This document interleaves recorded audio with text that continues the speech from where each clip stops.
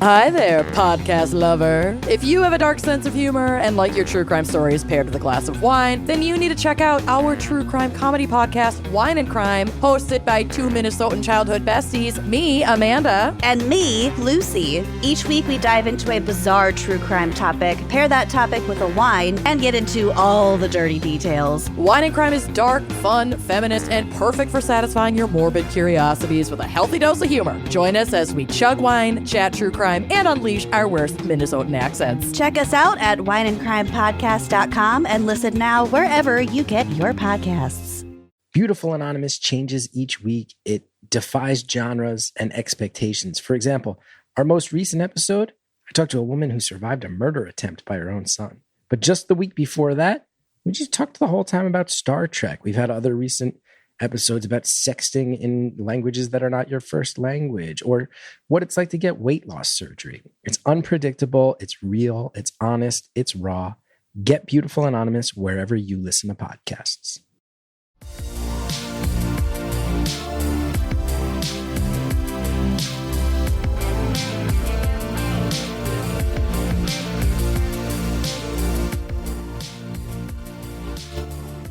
Welcome back to Hot Takes and Deep Dives, and my next guest is an actress, singer, drag queen, and activist. She's best known from the New York City nightlife scene and coming in at number 2 on Drag Race, and most recently on the current season of The Traitors. We are getting into all of this and more. Hi, Peppermint. Hey, hello. How are you? I'm great. It's good to be back here with you again, Jess. Yeah, I'm great. I mean, two things right off the bat we need to address. Number one, it was just announced, Michelle Buteau literally just announced that season 2 of your show, Survival of the Thickest, has been picked up for season 2. Yeah, it's great news. I'm super excited. We were obviously hoping so. I'm really happy because during the strike, we didn't really have the opportunity to promote it because that's sort of the rules of the game. And so our show literally dropped the day the strike started. So we had no time to really talk about it or celebrate it or promote it or any of that. And then it was kind of like, okay, whatever's out there now is just on its own. And people could find it, people could watch it. But like, if there's no promotion, if there's none of the people involved in the show talking about it, then it's just going to have to survive just based on what it does on its own. And we were worried that it's a new show. You know, new shows need a little push. They need folks to be notified about it and let people know what's going on. And so we were afraid, I was afraid, that it would just sort of get buried in the millions of shows that Netflix has that they release feels like every day. And it did well. It was at number 1 at a few points and then in the top 10 for about a month. And so I've just been waiting with bated breath to hear if we would get a second season. So we did, and I'm really excited. So the second thing is, I mean, we are right off the heels of the Super Bowl. And obviously, I know you're a huge Janet Jackson fan, as am I. And you do these tribute videos. And the Super Bowl also is known as, you know, Janet Jackson Day. I don't know if anybody's asked you this, but can we talk about how Usher is allowed to be shirtless for well over 3 minutes? I mean, it speaks to a larger point. I mean, first of all, look, I was curious, okay, let me peek. I didn't really watch the whole show, but I saw clips, of course, on social media. I definitely didn't watch the whole game. And so, yeah, that Usher moment with shirtless was it reminds those of us who are thinking about it, it does remind of Janet and, the fact that her nipple was such a scandal. I can't necessarily blame Usher for the patriarchy, but what I can say is the influence on Usher, Michael Jackson's influence on Usher is very, very clear. The way he dances, and it was obvious in some of the styling. There was a moment in which he just had one glove on. And so it's not as though Usher said, I'm going to do this Super Bowl appearance and have nothing to do with any Jacksons at all. It clearly was at least modeled after and inspired by Michael. If you are aware of that, and you're going to go so far to wear the one glove, and you're going to bring Michael into the Super Bowl indirectly, just with the essence, you could have just said at one of the songs, this one's for Janet, or something, because his performance was the exact 20-year anniversary of Janet's performance in 2004. And so that was a bit of a missed opportunity, I think. Now, just one final thing on Janet, and then we're really getting into the reason for the season, which is obviously the Traitors. With Janet, what do you consider is a deep cut that people should revisit or pay more attention to in your songs? Just your personal opinion. Song, an album, just a forgotten song or album that you think we should shine a little light on today. I would love to shine a light on Janet's album Dream Street.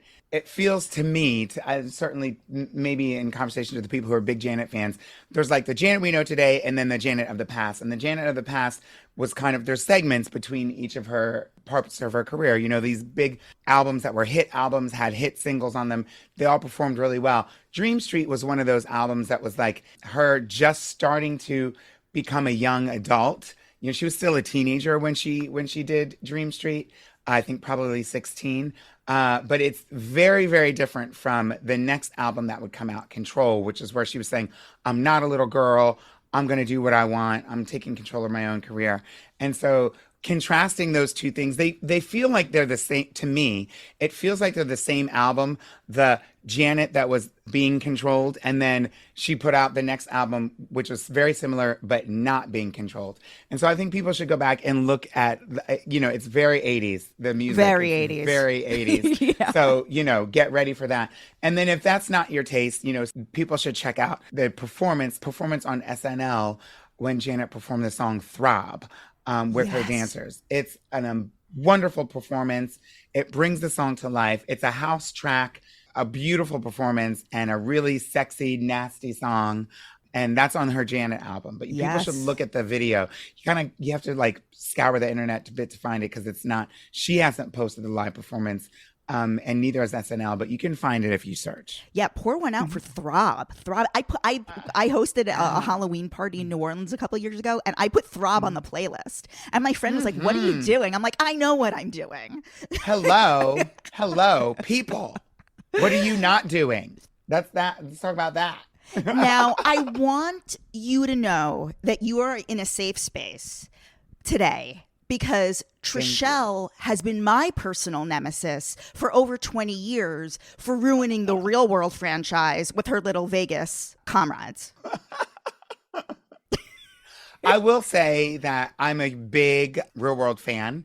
I think people that are like in their 40s, maybe late 30s, but definitely 40s, will probably remember the impact of early seasons of the Real World.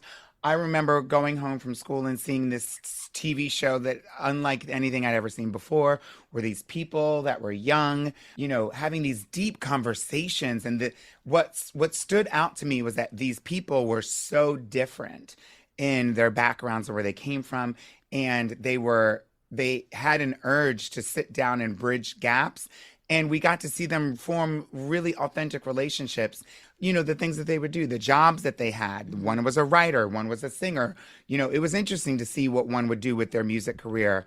Or, you know, or two of them is their music career, an artist. And we had a model and a dancer. Like, these people had these, like, you know, fledgling careers or these dreams that they were trying to follow. And that, I think, was really important. And we were able to see that throughout the early seasons. And so these were the very real things that were happening. And of course, season 3, San Francisco, Pedro Zamora, the AIDS activist who died right after filming, and his mark was just so heavy. And so that was what I was carrying through all the different seasons of the Real World, very early seasons up until while I was in middle school, high school, and then when I went to college.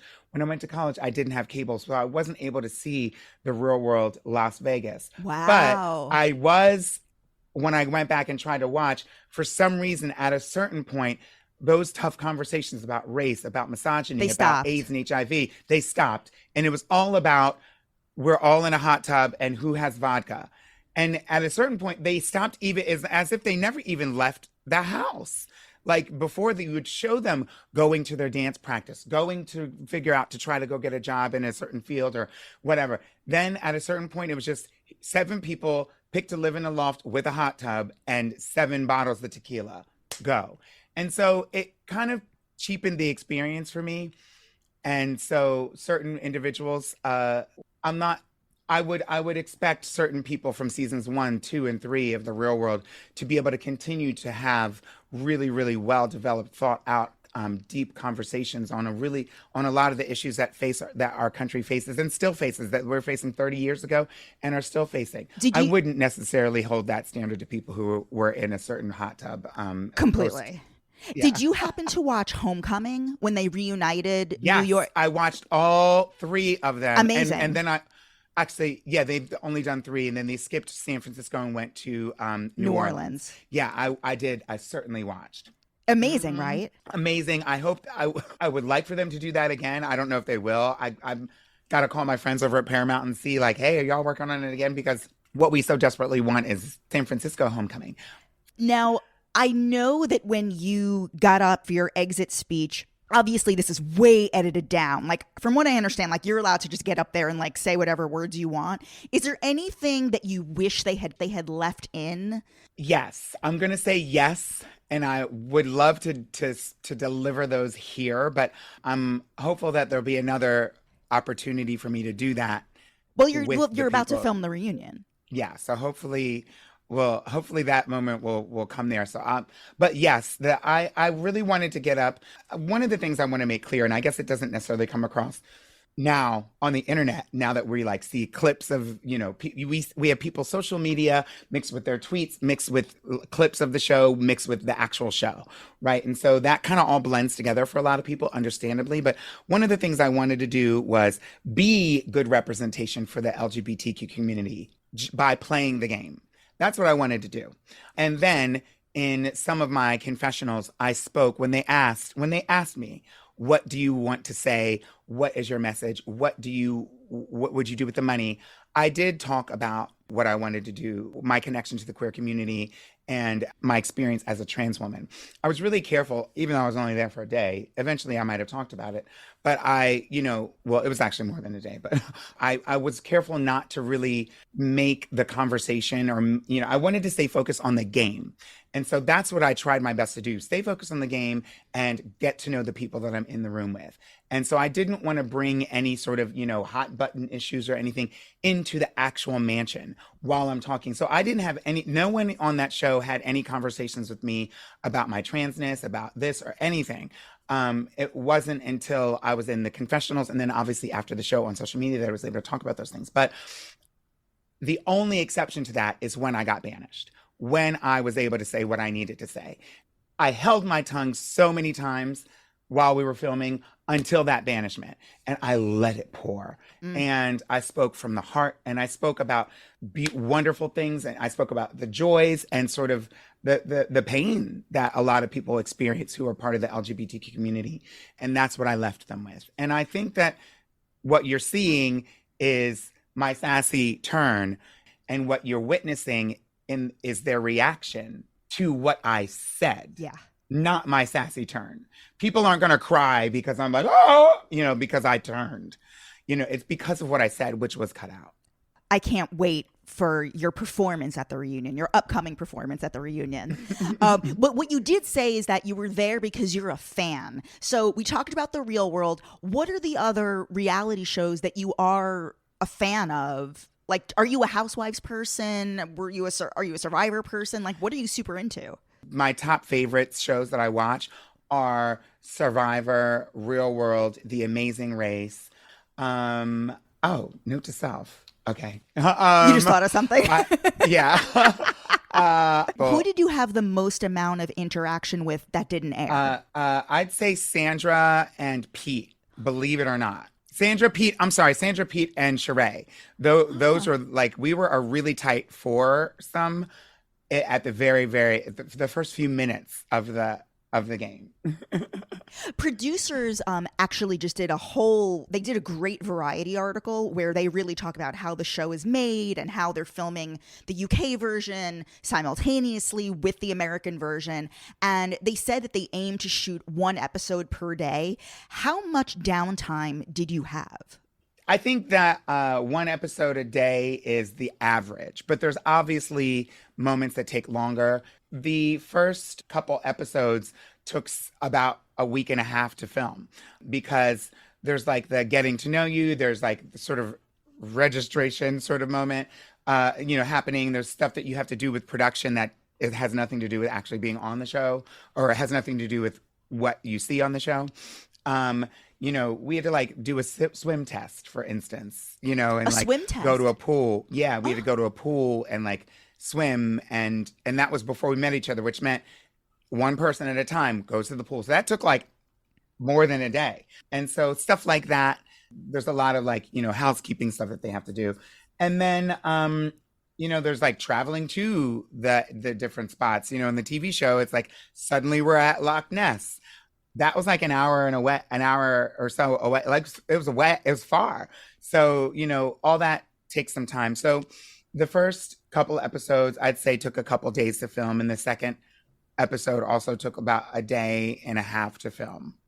Obviously, you are not. Nobody on any of the shows, American or UK, is actually sleeping in the castle. Alan Cumming, like. Do they talk about that in the interview? Yeah, the producers talk about that. You all stay at a hotel near the airport. They try their best to like they make it seem they. Okay, good. I'm glad that they mentioned that. Then I can support it. Yeah, we don't sleep in the castle. Yeah. Yeah, like that. Hotel, which is also an hour away. The hotel is an hour away. I mean, it was for us. I don't know if it's always the same hotel. Yeah, like they were very clear about that. This Variety article is like fascinating. Like how they have to, for the traitors, like somehow like it's unclear if they get them back to the hotel and then bring them back. It's like a whole military operation. It feels like a military operation. And yeah, when you first go to a reality competition show like this style, there is, I guess, value for the producers in keeping certainly before you start filming, keeping all of the contestants separated.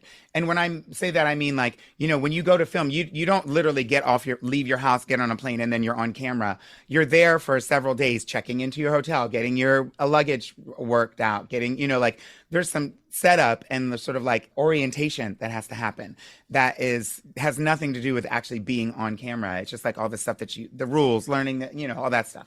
And so that can take a couple of days. And obviously during that time, before that moment, they want to capture the very first moment you meet each other on camera. And that's with every reality show that I've ever talked about or heard from. But at a certain point, they don't necessarily keep you as separated as they do with this. On like Drag Race, they keep you separated when you go back to your hotel because they don't want you to like have a fight or resolve a fight off like at the hotel. They want you to do all that on camera. But on Traitors, there's also the added element of these traitors who also have to travel and meet, and nobody else knows who they are. And so as my understanding is that everybody goes back to the hotel, and then the traitors go back to the castle to film when they're doing their traitor business. I would be exhausted. I'd be like, I just want to go to bed. I'd be like, do we really? I mean, it's a lot. Yeah, I was really curious at how long do they have to stay up, but like, I think that the producers are obviously aware that they need to get some sleep. Obviously, the traitors are staying up later than the faithfuls in the house. I wish I had more insight. Yeah. Now, it's funny. Alan Cumming was just on Watch What Happens Live last week, and he had a funny line about it's the gays who are loving Phaedra, but it's the queer people who are loving Parvati. Like, how does that land on you? Certainly Phaedra, certainly housewives and superstars like Phaedra, and the way the Housewives franchise plays out is very much plays into the drama. It's got an old school feel to it. It plays to the sort of like, it satisfies the itch that we want to scratch, that we would have scratched in the 80s watching shows like Dynasty and Falcon Crest. And so I think these Real Housewives shows, even though they're reality shows, sort of satisfy that craving that people have to see, that many gay men have, to see powerful women fighting. Not that there's not, women and femmes and other people who are fans of Housewives. Of course there are. But gay men particularly really like to see women fighting. And Housewives speaks to that. And I think Housewives of Atlanta really speaks to that sort of tradition, and it's Atlanta and it's got that Southern charm, but I'll cut you. They like that, I think. Whereas there's queer folks who I think probably have sort of more leftist progressive sort of values that might not really get satisfied by just like women being catty just for cattiness sake. And so I think that that's probably maybe that's what he meant, that there's sort of more progressive queer folks who aren't just like gay men who really are drawn to somebody like Parvati, and especially folks who are femme and might identify as lesbian. Maybe housewives isn't their thing, but someone like Parvati is. I do think it's really interesting. That's the actions of Parvati moving about were, this was before she had come out as, I don't even know that she actually came out. She came out, I don't want to put words in her mouth because I never heard her say, I'm a lesbian or I'm bi or I'm gay or any of that. I did see her reveal her fabulous partner, and that she basically is like, this is who I'm dating. And so that obviously plays into some of the queerness as well. But I don't think that the draw that queer folks have to Parvati has a lot to do with who she's dating, probably more to do with how she moves about the world. Exactly. No, I think the queerness actually speaks to the way she even moved through those Survivor seasons. Yeah. 100%. Which was way before she started dating Mae Martin. I really did. I definitely liked Parvati watching her on Survivor, and but I like most of the women, so I don't know, not all, but certainly most of them. But Parvati is somebody I was drawn to. I knew who she was. She's an OG of Survivor, as well as Sandra. They are both, obviously very revered in reality show universe. I'm sure you're talking about this with your friends. Who would be great, who you would love to see on the Traitors season 3. And then also I want to hear who you'd love to see on Traitors season 3. And then also your specific Drag Race picks for season 3. Honestly, my experience was so particular with Traitors. It's difficult for me to send friends to that type of experience because for me it was tough. And I feel like I didn't get a fair shake, and I feel like I was judged unfairly. And I feel like all you can use is you can't really use proof. At that stage in the game with the first banishment, you can't use it. There's not a lot to go on. So you just have to go on who the person is and whether you like them or not, or what you know about them. That and a lie is what sent me out of the castle. And so that was my experience, and I wouldn't want any of my friends to experience that. So what I noticed is that the experience of watching Traitors is really different than filming it. And so the experience of watching the Traitors, you think, oh, here's really some really great people. And then 3 of them have to try to be really conniving as traitors. That's the show. That's what you think is the show. What really is happening is they cast 20 really conniving people, and 3 of them get to be traitors. Mm-hmm. So it's a vicious atmosphere. And what you realize is all the accusations that are being thrown around it's extremely petty, extremely high school, extremely personal. And what we have to do in those situations is we go to our corners, we go to our tribes. And our tribes are white women, white men, straight folks, one out queer person. Mm-hmm. And so I don't want anybody to get ganged up on the way that I feel like I was ganged up on. And so in that regard, I would like Drag Race people to go on several seasons once they figure that out. I'd love to see an all Drag Race season of Traitors with one person who's not, and let's see how they do. I'd like to see, so that's what I'd like to see. At this stage in the game, Traitors is one of those shows that uses first impressions and prejudices, the prejudging against people. And for somebody who's the only queer person in the room or out queer person in the room, that doesn't feel very good. Especially given that there's nobody else wasn't for me, anyone else to, I didn't have, there was like 4 housewives or whatever in the place. There's 3 or 4 Survivor people, 3 or 4 Big Brother people, and 1 Drag Race person. So that was kind of isolating. And I saw myself as a free agent, being able to go in and be like, hey, I can work with anybody. I know who you all are. But it just was sort of rejected. And so I wouldn't want anybody from Drag Race to experience that. But what I would love to see is a whole bunch of Drag Race queens storming that castle. But the number one Drag Race person that I'd like to see back in that castle is me. Because I feel like I didn't get a good go at it. You could be the Kate Chastain of season 3. That's what I would like to see. There you go. And also, Alan Cumming did say, he did identify that and call that out, that like, it's insane that outside of you, Alan Cumming, it was the only other like out queer person. When did he say that? On Watch What Happens Live. He said he wants to see more. He mentioned my name. Oh, wow. He wants to see more queer people like on the show. Like the casting is a little ridiculous. I mean, I could nitpick the casting for a while. The casting got some great personalities, but what I think that they did wrong, knowing that this is a game of first impressions, prejudices, and mob mentality, there's certain people who, if they're just alone and they're the token, it doesn't really work well for them. So they basically get all the tokens out of the house immediately. In reality show history, Black queer people are often the first ones out. And so that's either a strange coincidence for a very incredibly, forward-thinking and progressive world and nation and shows that we're on, or it's basically what you'd expect from the typical experiences of queer people of color in the United States can mirror the experiences in the house or in the show or whatever you're talking about. And I was hopeful that Traitors would be different.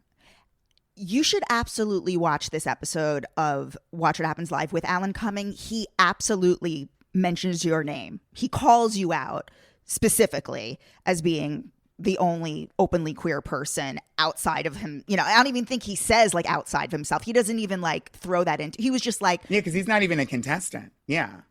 Yeah. Yeah. Okay. I'll watch it. I didn't watch it, but he's not wrong. It's 100% true. And which shocked me because I felt like we were doing something. Of course, you don't know who else is cast until you are there, and then it's too late. Last season, there were 2 out queer people of color on season 1. One of them was immediately the first person out. Yeah, Reza. Yeah. Yeah. One of them made it to the end, and I knew that I got the vibe that they were queer, and I got the vibe that in their own life that they were out. And there were people in the confessionals and in the interviews talking about using they, them as the pronouns to describe Andy. But I never heard from Andy how they identified. I just thought that they were this person, I didn't know what pronouns to use initially. I didn't know how to describe them. I could sense a queerness because there's that connection that you can kind of get the vibe. But they never said, I'm gay, I'm trans, I'm this, I'm that. We just had no idea. Until the reunion, when they said they wanted to use the money for their top surgery and that they wanted to that they had a baby on the way with their partner. And so that just shed so much light. I think it was a missed opportunity even in season 1, because the first thing that you find about these people is we profile these people. When you see them, the cast is introduced. This is a doctor.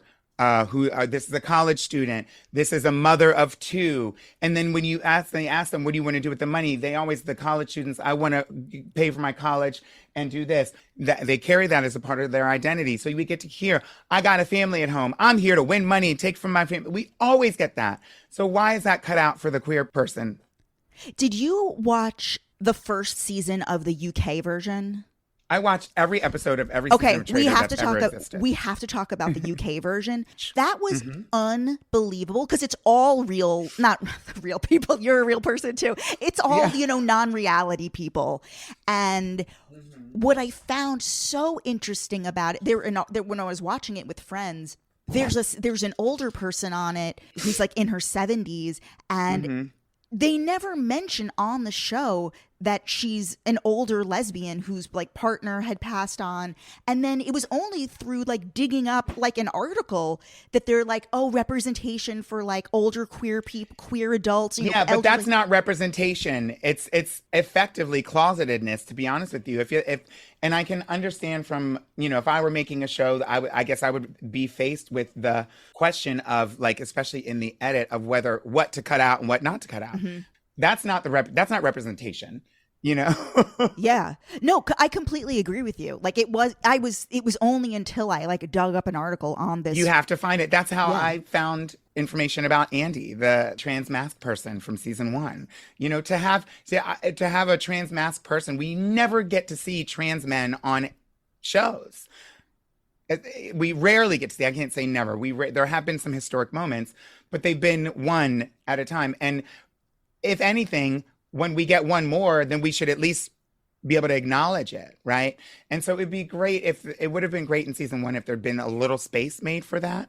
And I was hopeful to be able to contribute to that. Yeah. I mean, I will say, although you left early in the game, I do think your mark was made. It's this hole that's there. It's very clear and obvious that the producer, like, this is a producer fuck up. That's because I can think like a producer. It's not a Trishelle fuck up. I don't even know if I believe that they're all even making their own decisions. Part of me believes the entire thing has been put out by producers anyway. Who's going home in what order and blah, blah, blah.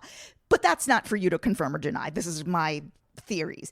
But I think it was a producer fuck up. The producers have the ability to control the game. Any reality show, period.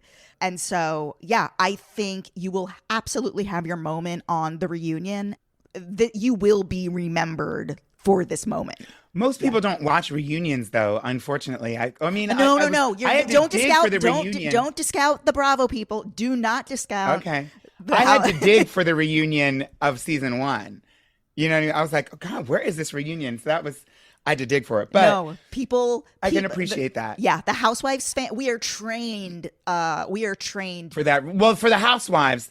Everybody, for Housewives and Drag Race, people are trained for the reunion. Yeah. Obviously, the other shows probably not, a little less. Well, I can appreciate you saying that because I have no idea what was left, the impact that I had or didn't have after the minute I left. It was just like over. No, the last thing I remember was a bunch of people ganging up on me.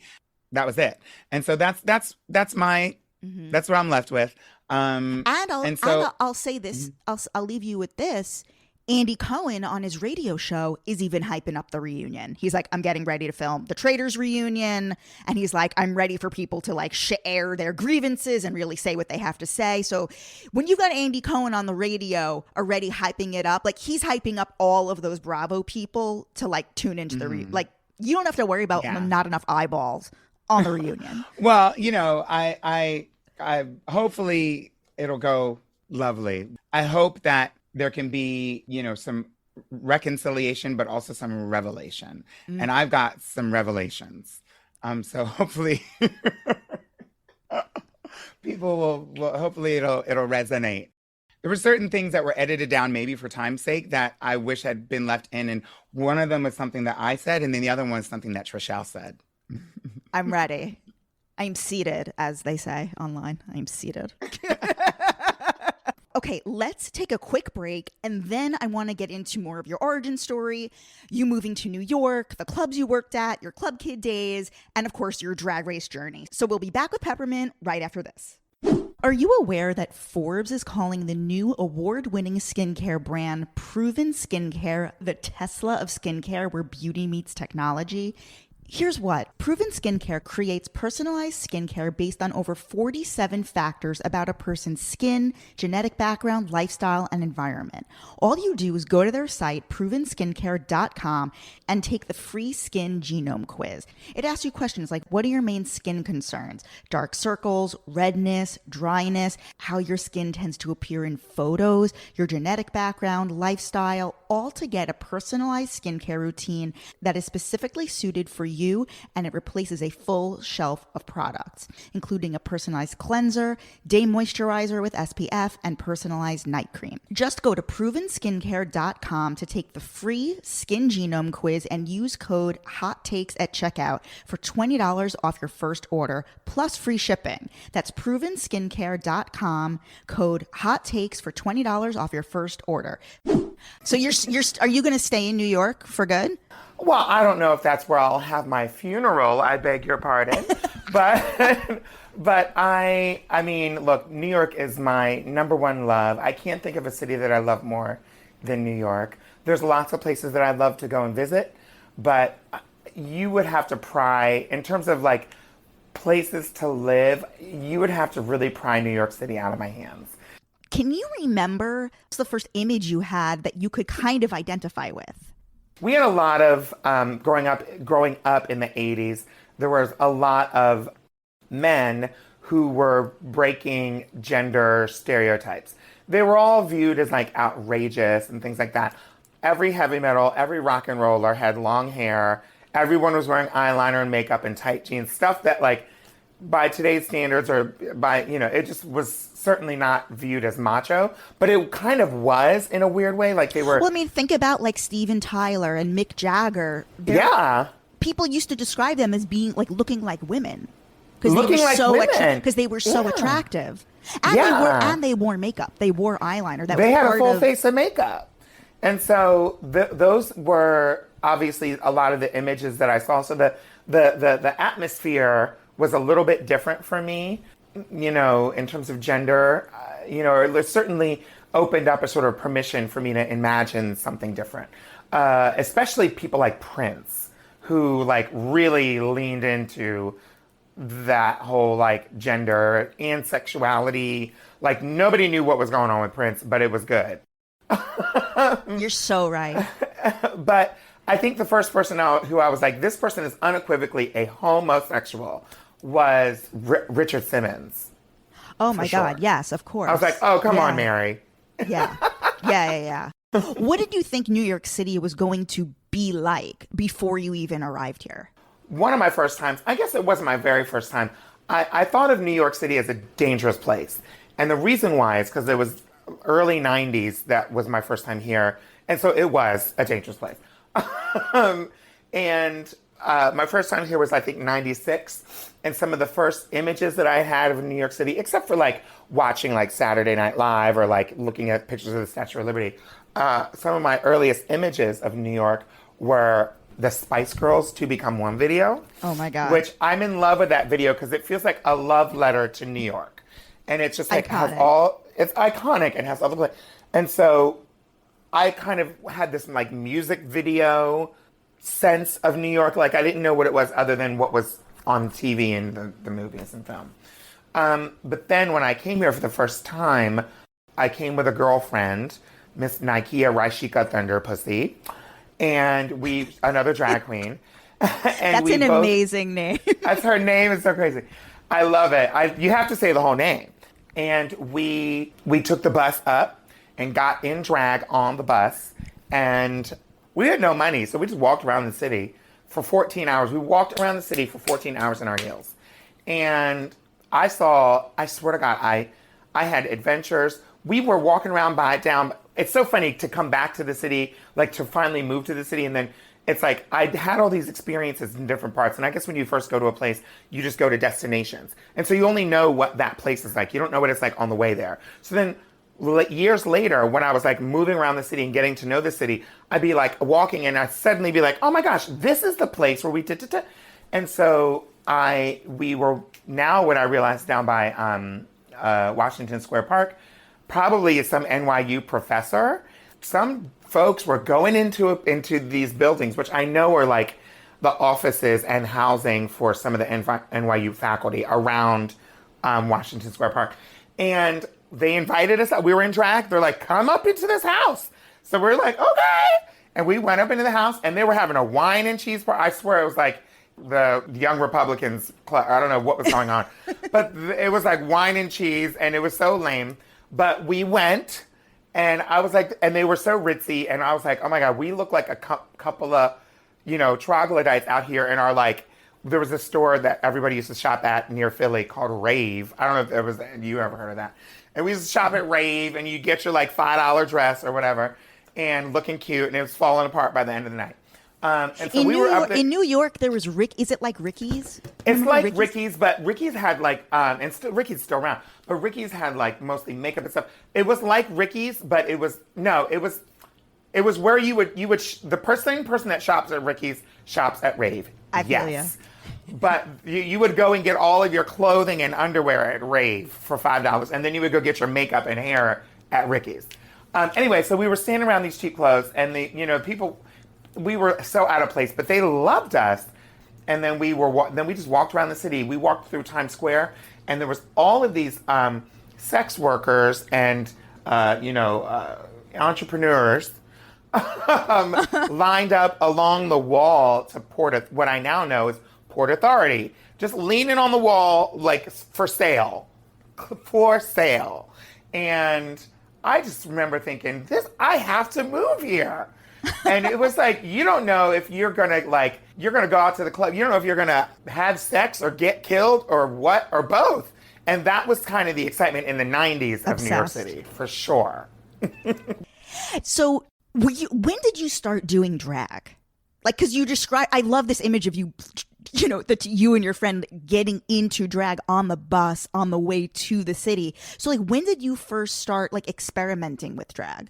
Well, my first time even doing drag was in high school for something called the Homely Court, which was basically during the homecoming.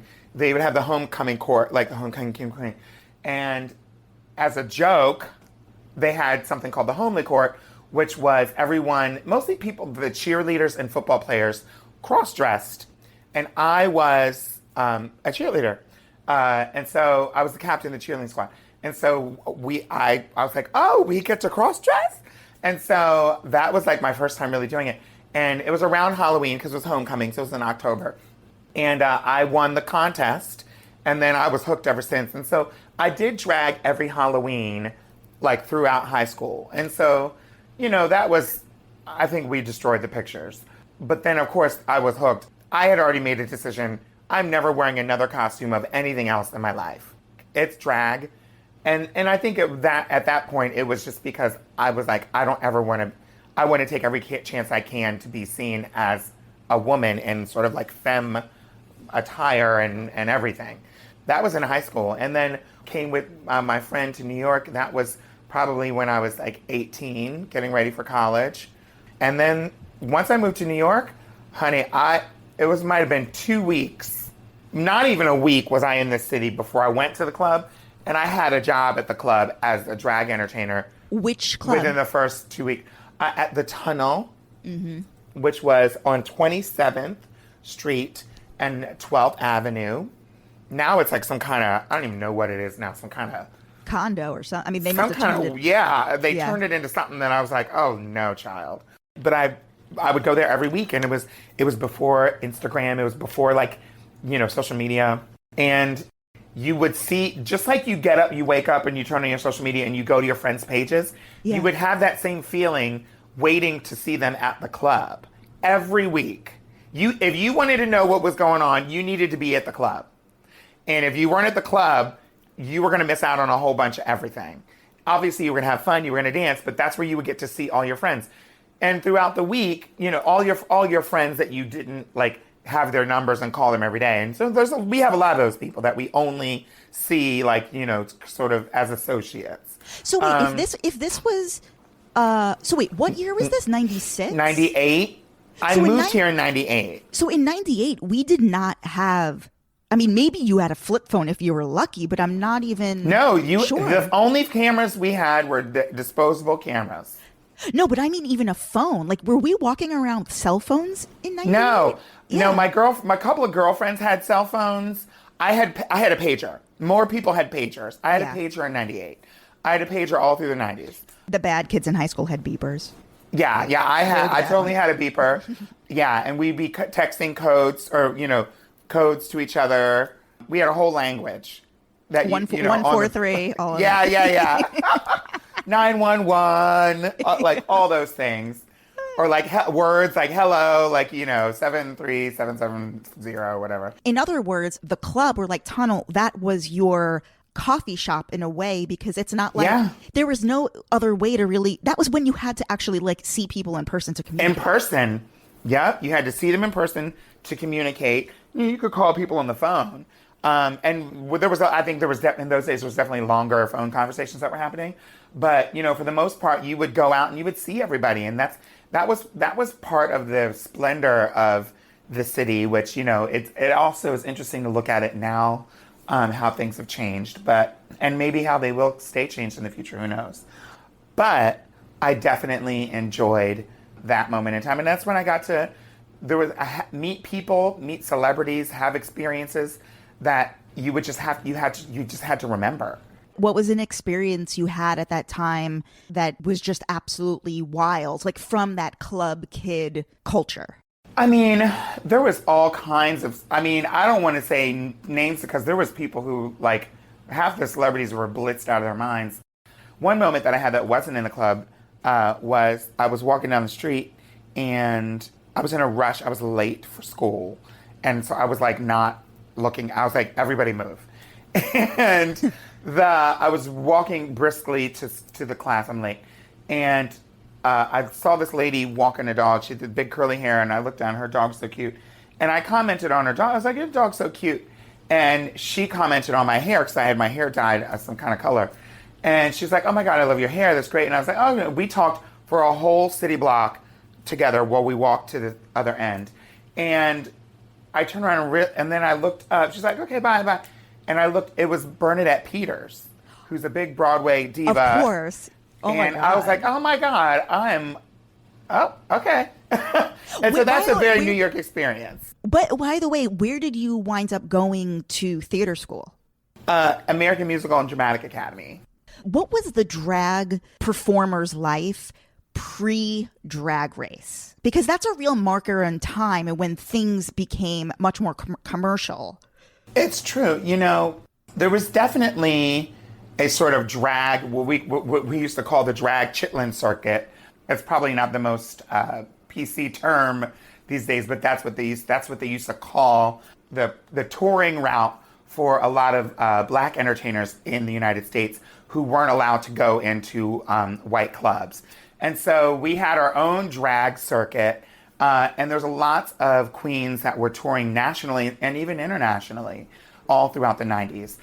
Mistress Formica, Misunderstood, Sherry Vine, Jackie Beat, Candace Kane, Shaquita, Lady Bunny, and obviously RuPaul. And these are lots of queens that people could catch on RuPaul's Drag Race, the TV show. I mean, not RuPaul's Drag Race, Wigstock. Yes, yes.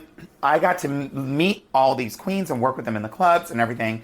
And so I was working in the clubs very early on, and I never stopped. And so 10, 20 years later, during the first 10 years, from like 1998 to 2008, there was a moment at which club owners from all over the world would come to New York to get ideas, to meet talent.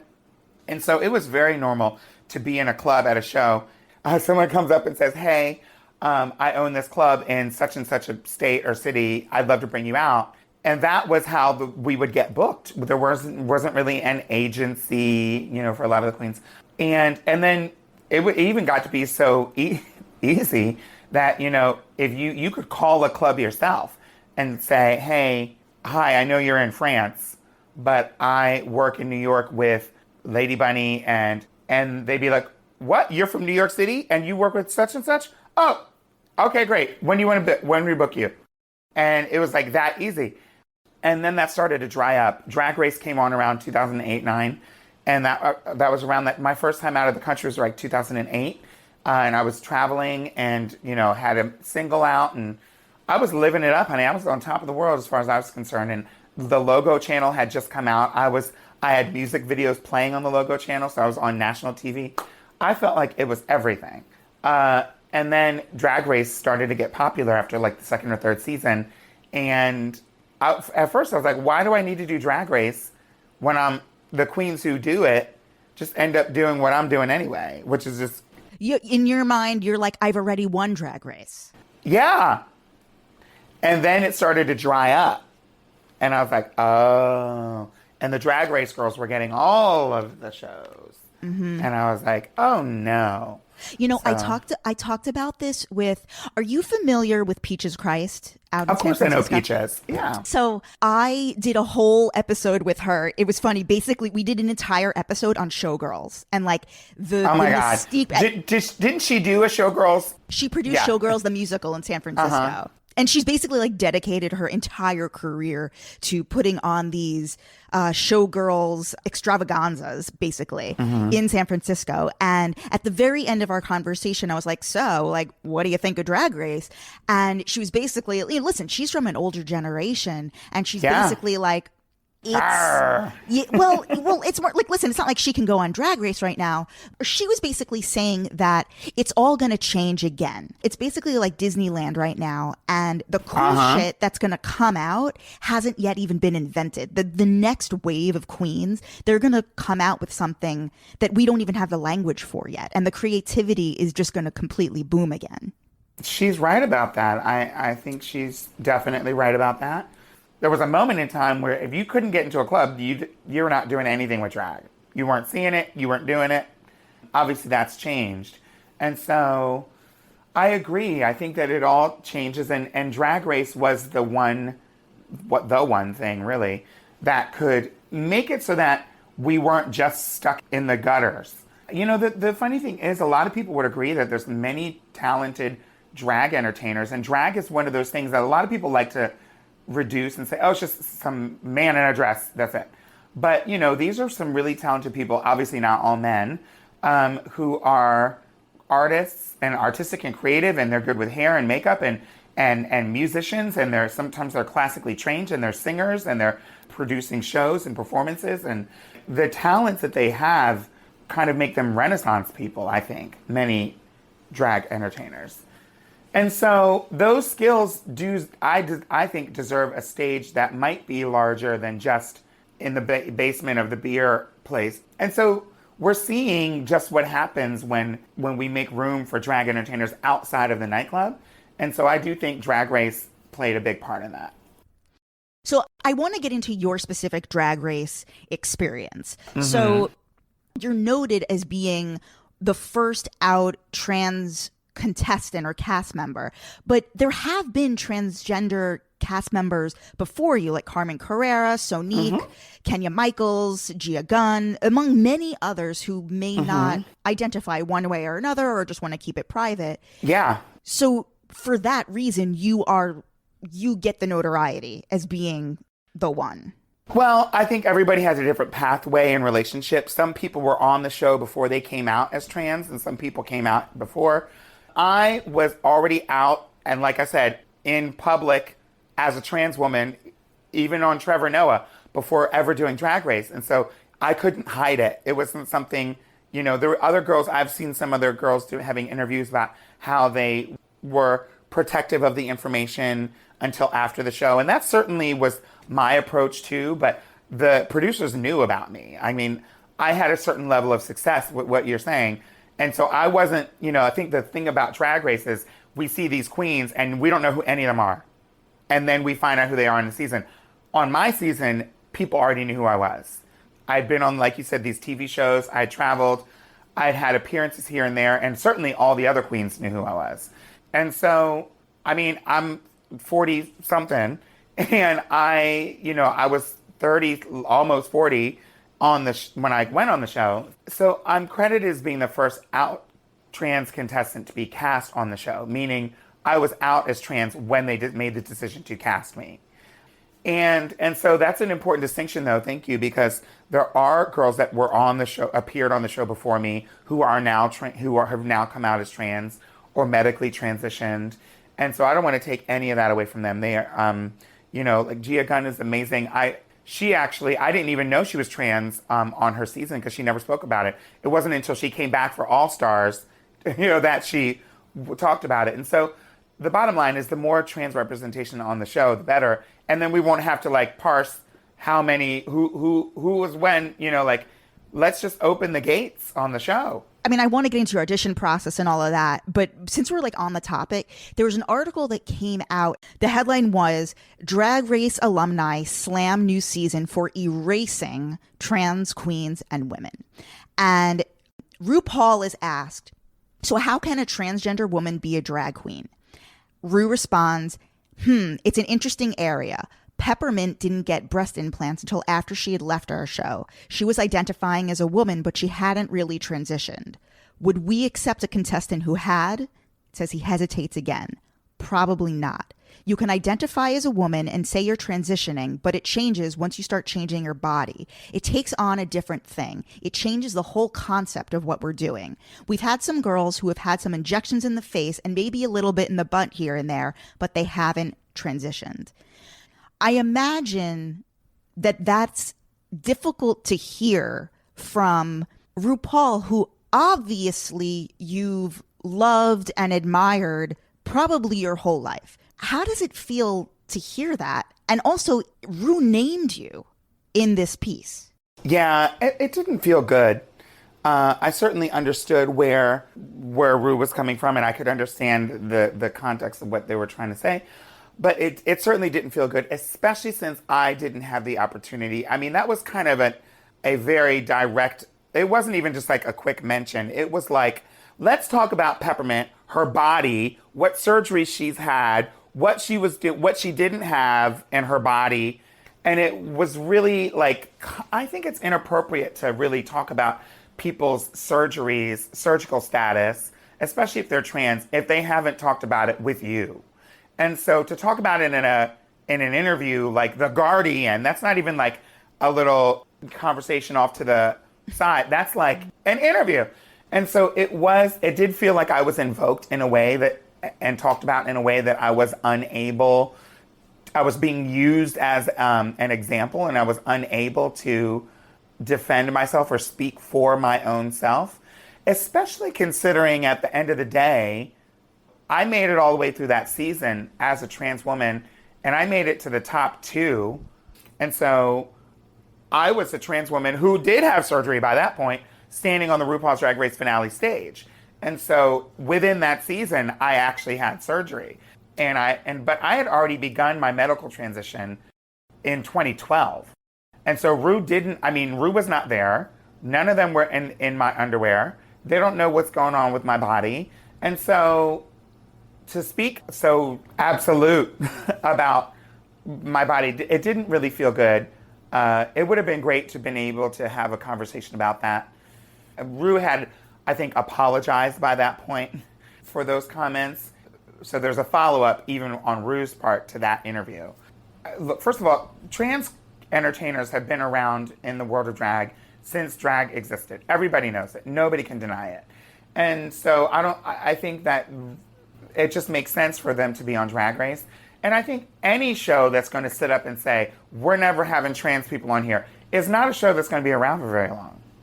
You know, something that I didn't know until I interviewed another cast member on Drag Race, Honey Davenport. Oh, yeah. Yeah.